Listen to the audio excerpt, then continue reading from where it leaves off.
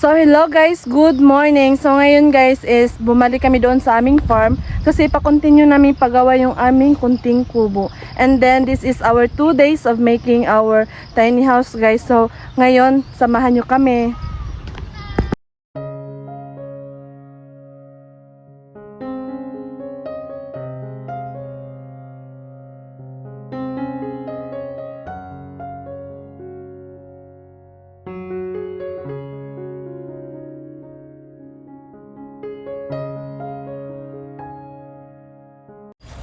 So ayan guys, nandito na yung magawa ng aming kunting kubo, and special big thanks kay Ate Kit kasi siya ang gumasto sa lahat ng aming tiny house, sa lahat ng mga sahod ng aming nag-construct ng aming tiny house. Thank you so much Ate Kit. More blessing to come sa iyo. Ingat ka palagi. Thank you so much talaga. You're very supportive subscriber. Thank you so much.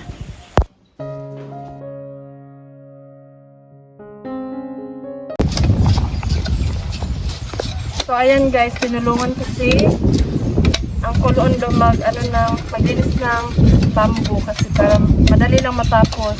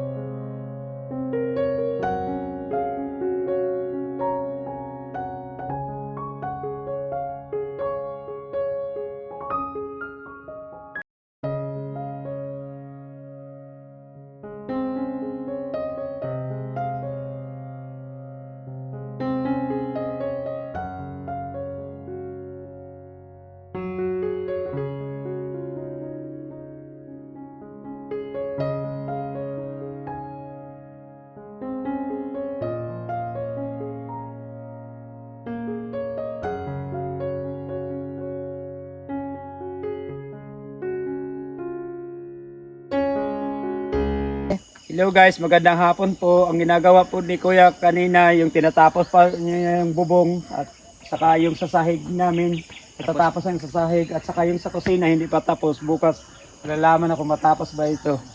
So, ito na yung update ng aming kubo, guys. Ito yung pangalawang araw na nagawa nila. Ayan.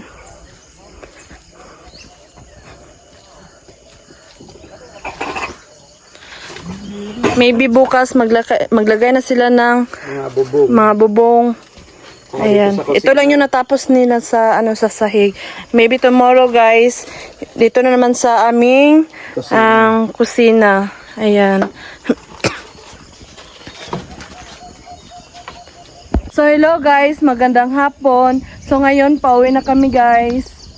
Hindi pa natatapos yung kubo namin kasi marami pang ginagawa si Kuya. Bukas malalaman na to kung kailan ba yung matatapos niya. At saka nahuli kami ni Sarah kasi may nagligpit pa kami ng gamit niya. Bukas babalik po kami dito.